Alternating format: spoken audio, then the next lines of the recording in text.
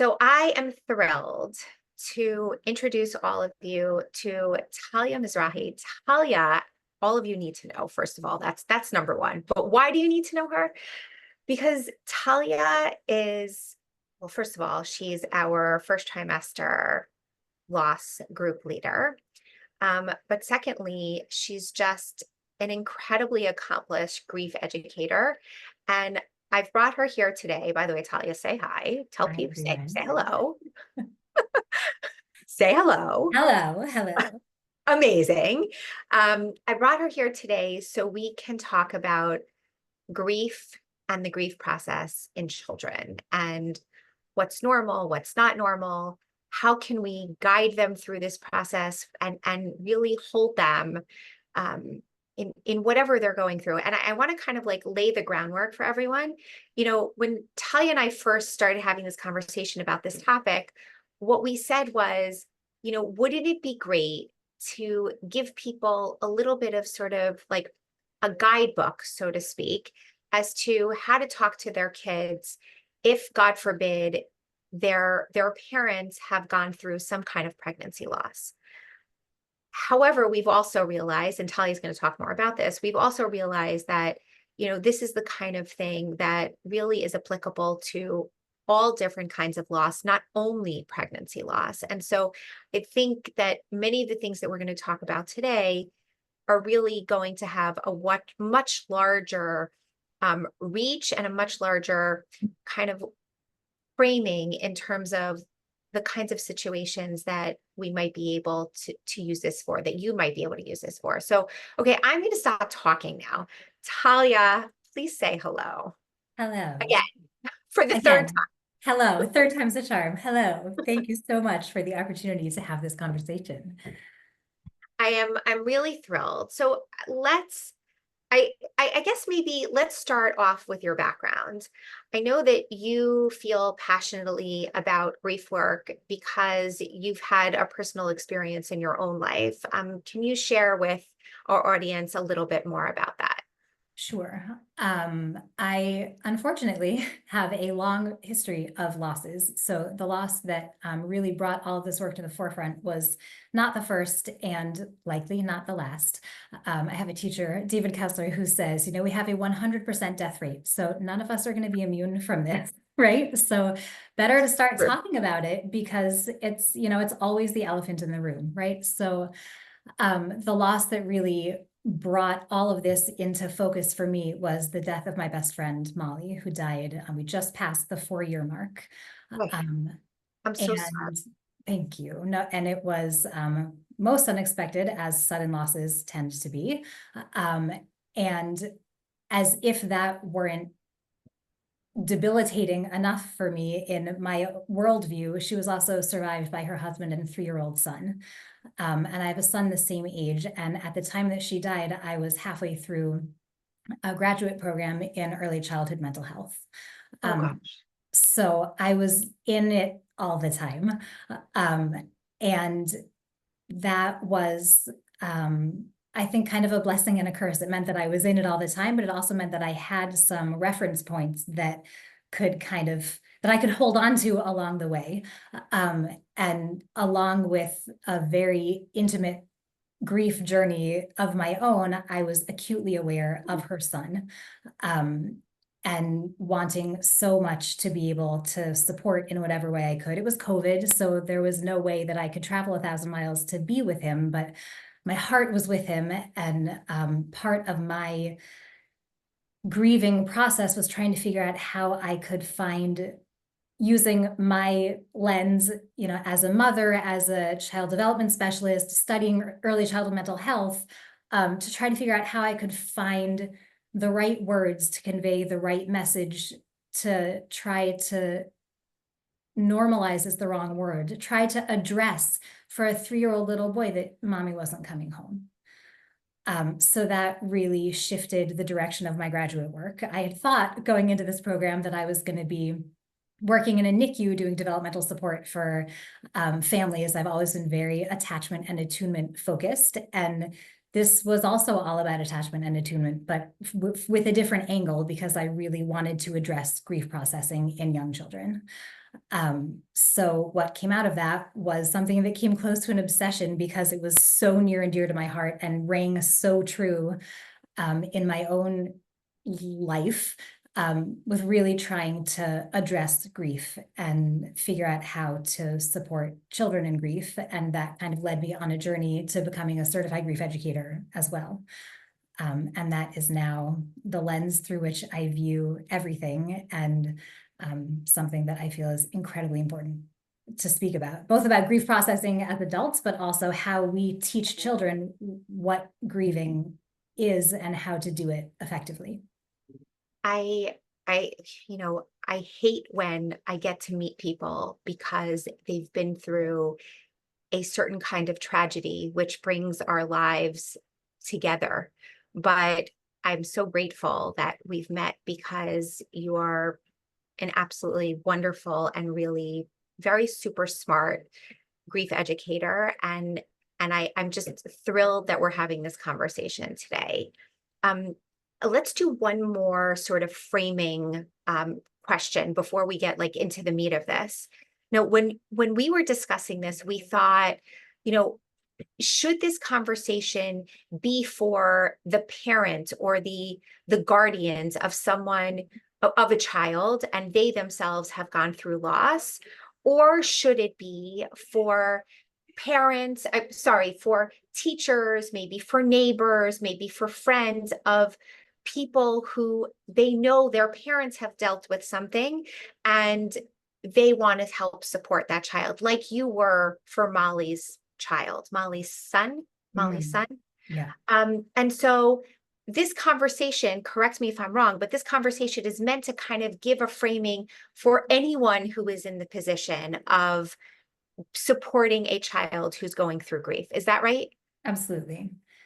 Yeah, because it's certainly not let's say that it's my next door neighbor who, God forbid, has some terrible loss. And I sometimes see the kid out in the yard and might want to acknowledge, right? It's not my place to try to get philosophical or spiritual or preachy in any way to the kid, but there could still be tremendous value, with my neighbor's blessing, of course, to saying to the kid, if I see them or their ball rolls into my yard, hey, how's it going? I heard you're dealing with some hard stuff, right?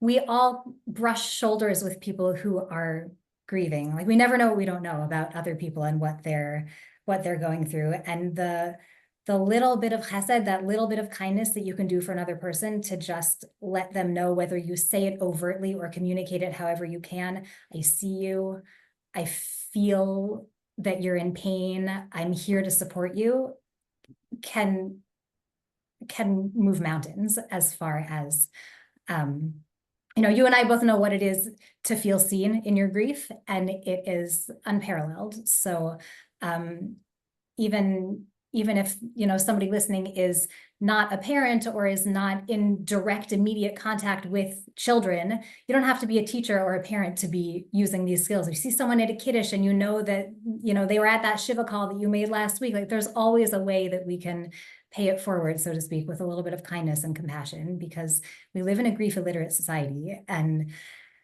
baby steps are needed to educate all of us on how it is to hold space for people in pain.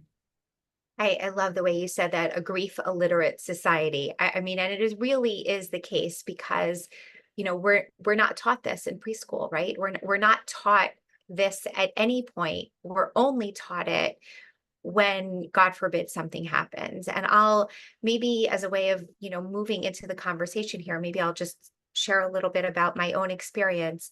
I had 4 second trimester losses. And I had 3 children at the time that I had these losses. I had a 5-year-old, a 3-year-old, and a 1-year-old. And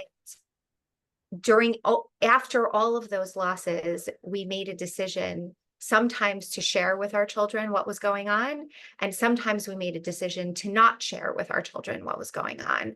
And so I'd love for you to kind of like take us through the kinds of conversations, like from the immediate, like when, God forbid, someone has a loss, when there's a tragedy, what and how should be said to the child.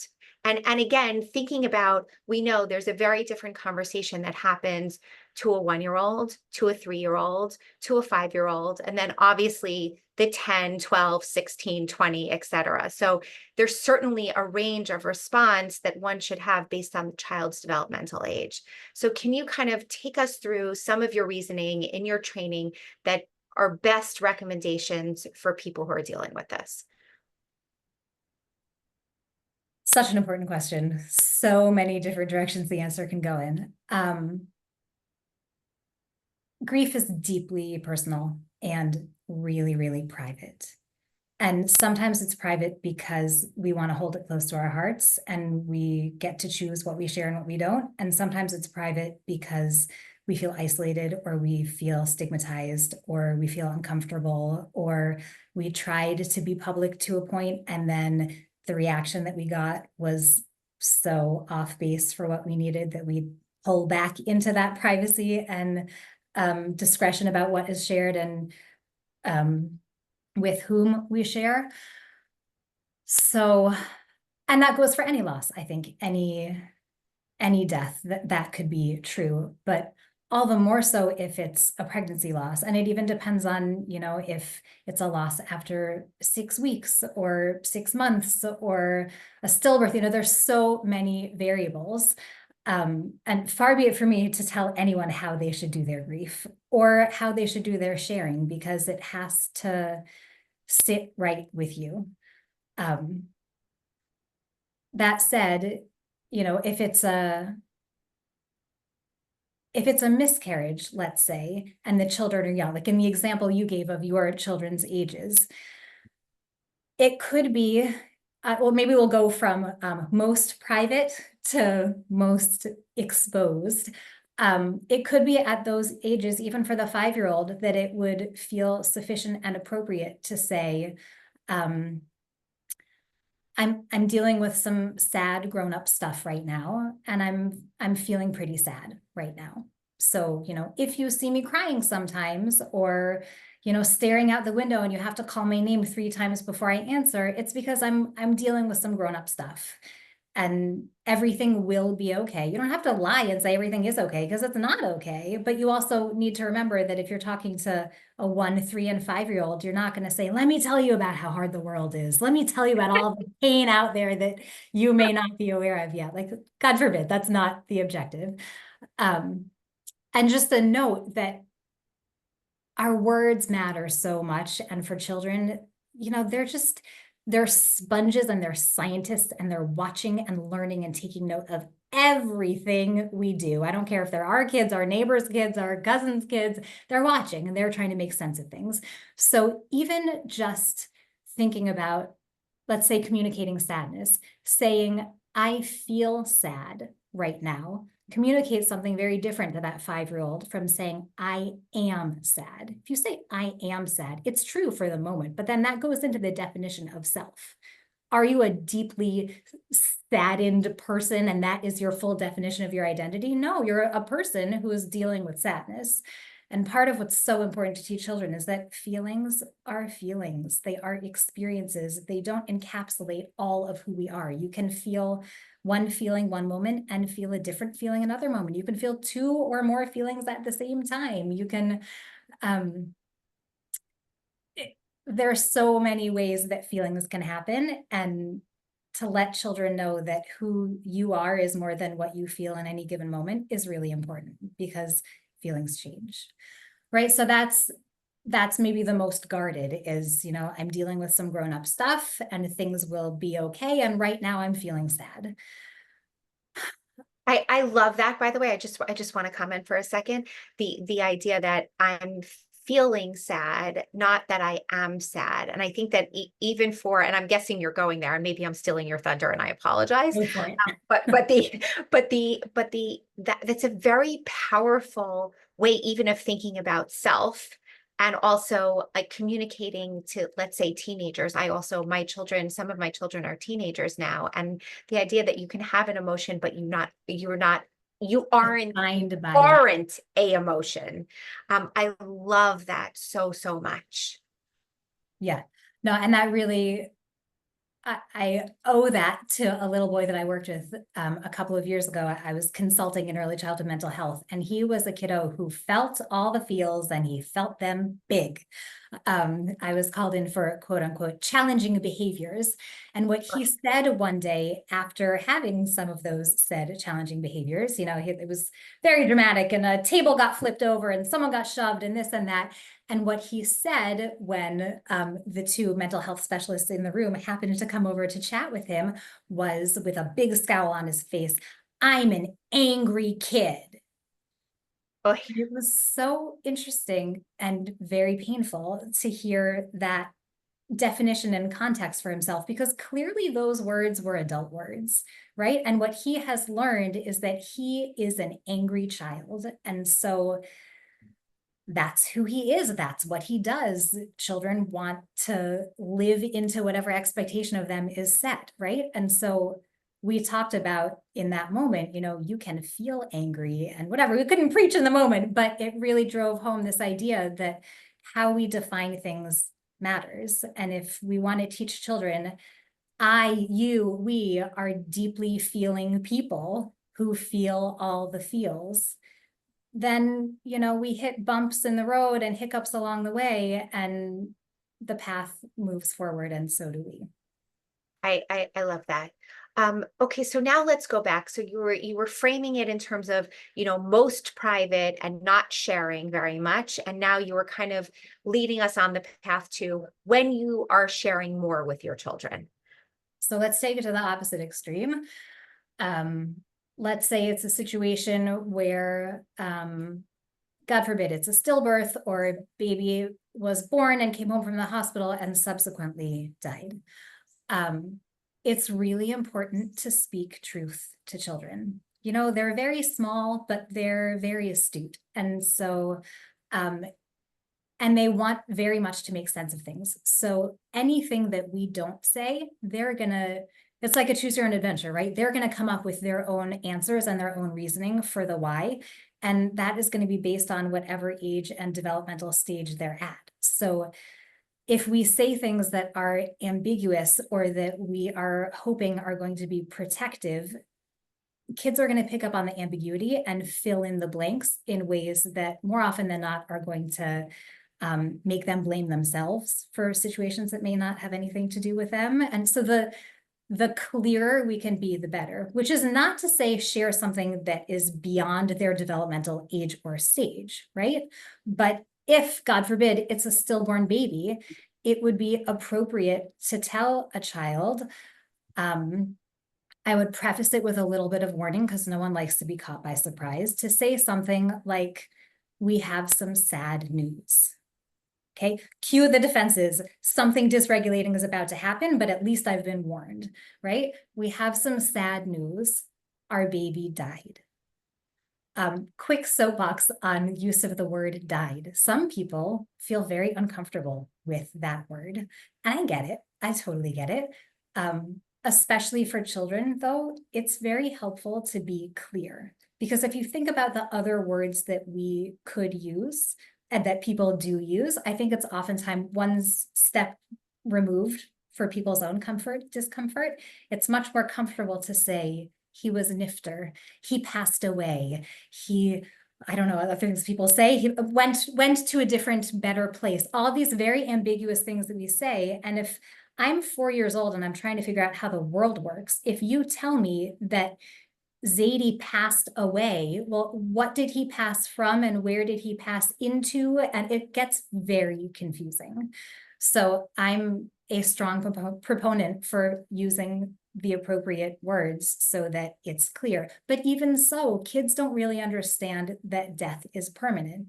That doesn't really click in a child's brain developmentally until they're like 9, 10 years old, right? So that makes for a lot of years of children not really getting it, that dead means the heart stopped beating, the body isn't working, whatever language people use to explain that, it can feel, because we're unaccustomed to speaking in that way, it can feel very crass and very uncomfortable.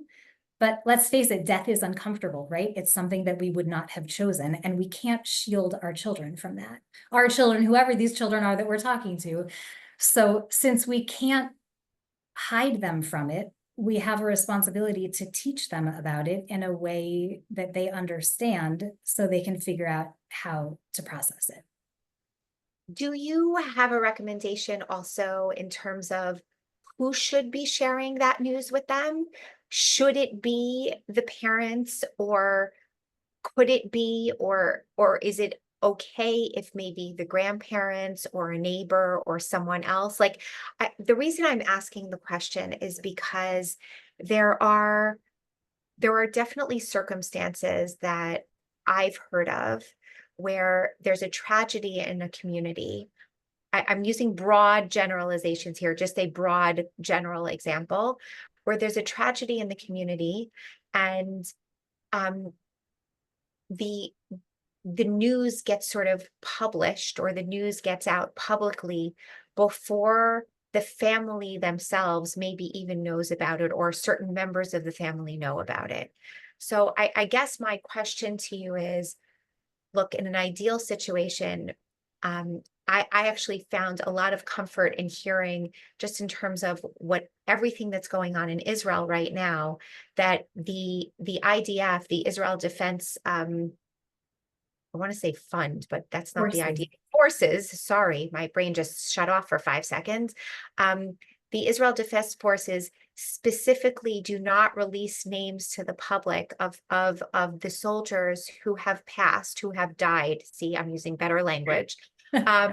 Who have died to the public until all family members have been notified, and until the family gives the permission for that name to be released.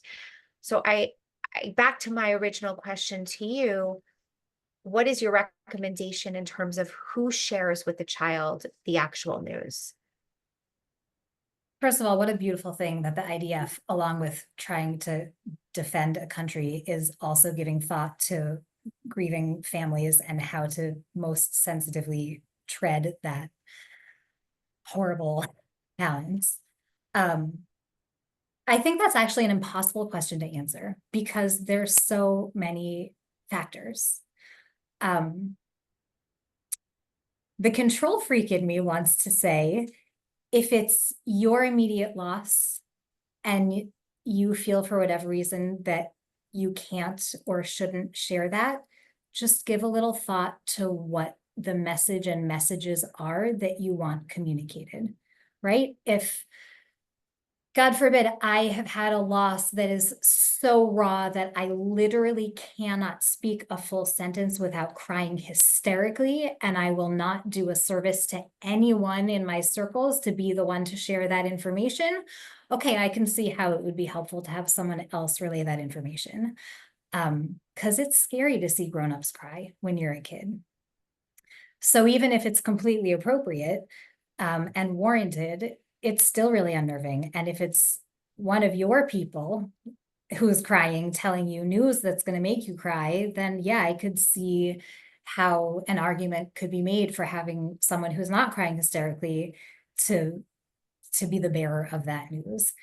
That said, if it's some tragedy situation and it's the social worker at the hospital who's sharing that news, well, then I have some questions. Are they grief informed? Do they have a background in child development? Do they know the culture of our family, the religious practices of our family, the beliefs of our family? Do they know how we talk as loving members of a family? There's so many ways that damage control could and should be done that, and no one is clear-headed in the moments of early grief. So I think that I just described something that is maybe impossible, but there are a lot of things to think about because outsourcing the hard stuff is definitely an option. And certainly a justifiable one. But regardless of how the information gets relayed, there's damage control, i.e. processing, that has to happen in the aftermath, right? Because there's So the relaying the news, and then there's the dealing with the news. 1,000%, 1,000%. And so how do you, how do you convey to children this idea that, we already know, okay, death is permanent. We need to use the actual words that your baby brother died, that we need to give them concrete information, what it's going to mean. Mommy's going to be sad. Daddy's going to be sad. I'm now putting words in your mouth. I know, because and I want you to share a little bit more about the kinds of things to say. But also, I know part of what we were taught, and I'm wondering what your thoughts are about this. Part of what we were taught was also this message that it's important for kids to know that it wasn't their fault. It's important for them to know that they can come and talk to us at any point if they want to talk about their feelings. And that it was important for them to know that it's okay to be sad, and to be sad, not just today, but to be sad, for forever, that they might miss their baby brother forever. So number one, did we do it right? That's the first thing. And two, what are these, are those pieces, and or what are the other core pieces that are important to convey to children sort of in the immediacy? It sounds like you were very thoughtful and careful about what you said and how you said it. And um, We had good help. We uh, had good I'm advice at the time. glad to hear that there were people who were supporting in the ways that you needed support. Um, no, I think that's perfect. And, normalizing the grieving and also giving permission to grieve indefinitely is ideal, with the caveat that we don't want to prime our children for being in deep grief always, right? There's a whole conversation to be had there, that we can always feel sad that our baby brother didn't get to, choose the words carefully, be a part of our family in an ongoing, evolving way, because of course that baby brother is always with you, even if it's not in physical form. But, we don't want to teach our children, you must grieve this forever. But we do want to teach our children that it is fine to have an awareness of that loss always, because that loss is for always. So, and it's okay to live life, right? We can be incredibly sad and all consumed by it now. And also we can take slow steps forward to get to a better integrated experience of that loss, so that we can still live full lives.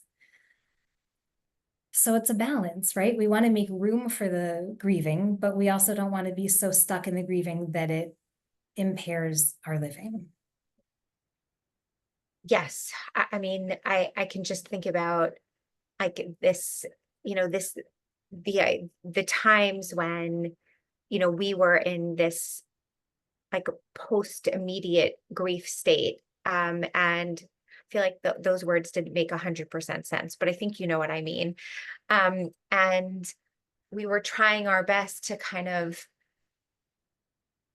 give whatever we could to our kids, and to keep things as normal as possible, but also to give them room and space to feel. Um, I remember though, one thing that was really interesting was, my kids were little at the time, and then like as they got older, and I unfortunately had many losses, but then even, after we ended up having a successful birth, like there were still things that they wanted to talk about in regard to the miscarriage. Can you speak a little bit about that, like that the different stages and the different ages that kids are, and whether it's normal for them to still keep wanting to talk about things as they get older? Kids say the darndest things. I'll start there.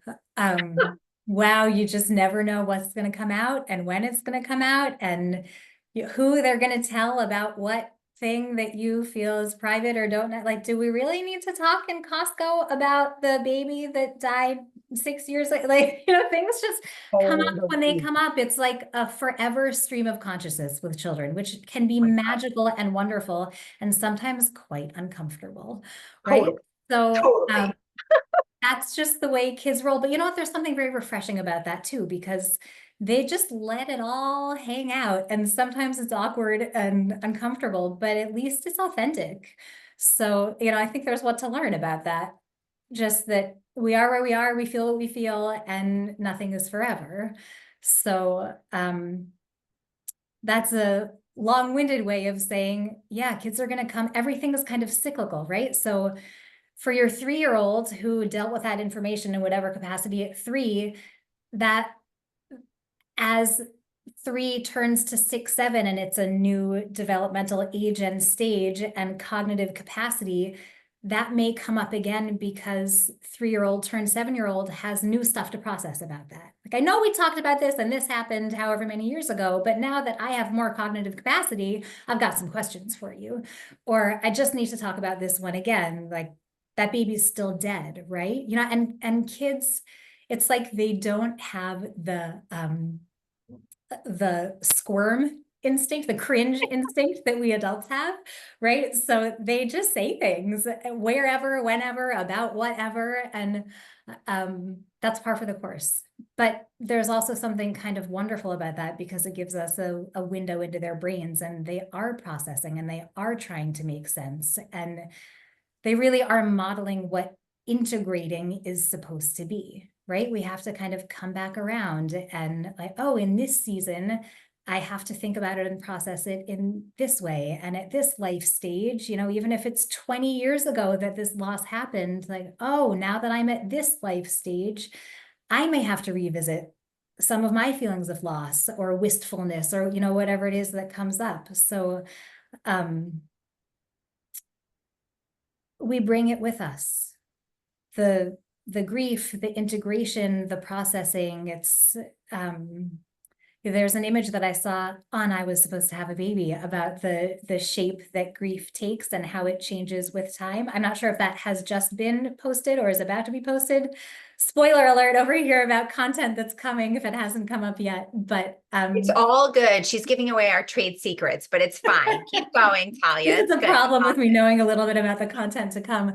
But the imagery is so meaningful because it starts out as this like deluxe luggage set of grief and loss that we're carrying. And it does change shape and change form over time. It doesn't disappear, but it gets a little bit easier to carry as it gets integrated. So that's what the process is. That's grieving, that's integrating, that's living with loss. That's just how we evolve.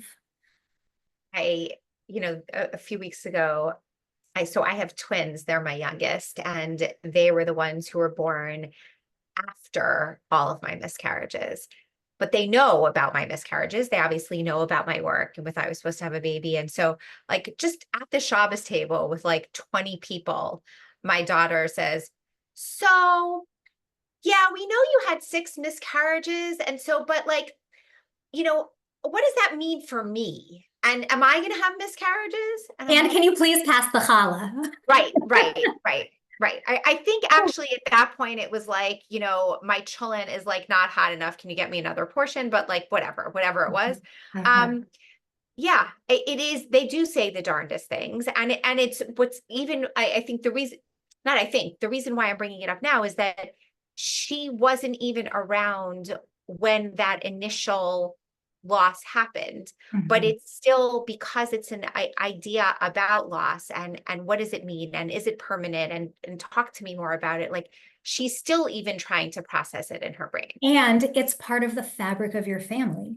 Yes. So even though it's not her loss, it's her family's experience, and so it's hers.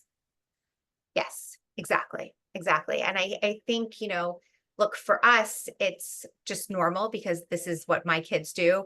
And yet, my mother sitting on the other end of the table is like, I can't believe we're talking about this now, right? Like, because that's what the other generation, the older generation tends to do, right? Yes. Um, okay, as we close here today, tell me, you know, like speaking of like the older generation, right? There is this idea out there that, oh, well, maybe we shouldn't tell kids that, these big, terrible, scary things are happening. We should just never talk about these things, They're too especially young for like, that. correct, they're too young. Like, okay, fine. Obviously, if God forbid there's a stillbirth or if a baby dies after it's born, like you can't hide that, right? So obviously then there's a discussion that needs to be had and children need to be told, obviously. But in maybe some of other circumstances, there is this adage out there, like, let's not bother them. They're too young, they're too immature, they couldn't possibly understand. It's just going to cause their childhood to be whatever, something different, not perfect in the way that you wanted it to be. What are your thoughts about that? Children are excellent lie detectors or omission detectors, right? So we can think that we are protecting them, but we're not, right? I would be the first in line if bubble wrapping our children for protective purposes could be a thing. Sign me up, but that's not the way the world works. So the next best thing is to try to model the most healthy living we can do and show what integration and resilience look like. So I understand not wanting to subject the people we love to any unnecessary pain, but I think that grief is necessary pain, right? It's out there. Loss exists. And I can understand if it's, a very young child at home and it's a very early first trimester loss, like maybe that's not the right time to introduce your young child to loss. It's conceptually too difficult at their age. And if it's a pregnancy, if it's a miscarriage, like those are a lot of confusing things if your child's full vocabulary is more and baba, right? That's not the time for it. But beyond that, we can give kind of bite-sized pieces of here are painful things, not to cause you pain, but to teach you how to process and how to integrate and how to live. I think that's good education. I think that's good modeling. I think there's kindness in that, even if there's pain that goes along with that. That said, it is deeply personal, right? And I can't tell anyone else how to do that. It has to sit right with you in your kishkis. But there's what to think about, what are we teaching? What are we speaking with our words? What are we modeling with our actions and our behaviors? What are we teaching by omission?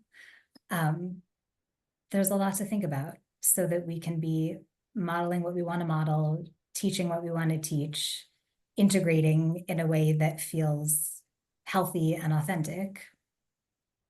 And I'll also just personally add that the world is not, not one that is without pain and without suffering, and that is part of the fabric of life.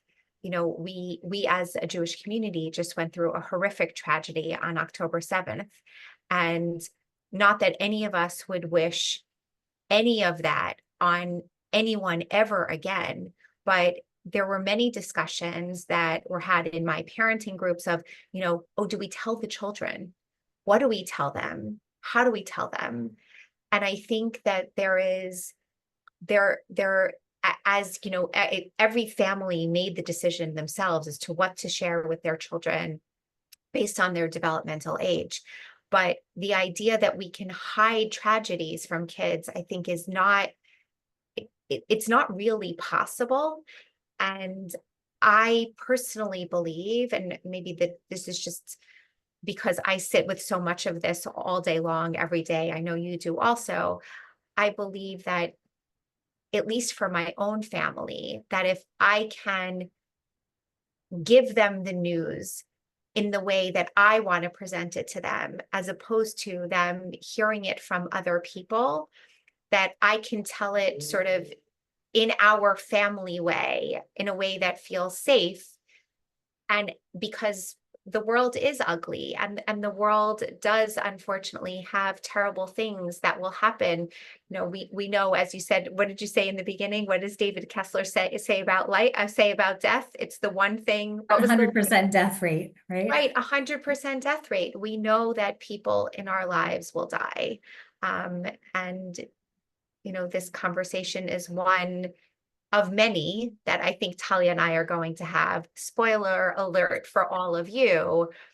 This is really just part one, but conversations about how to have difficult conversations with children and with your family.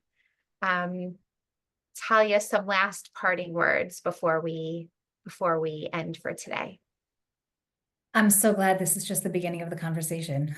I think there's so much to unpack and to be thoughtful of. And I would just add to what you said.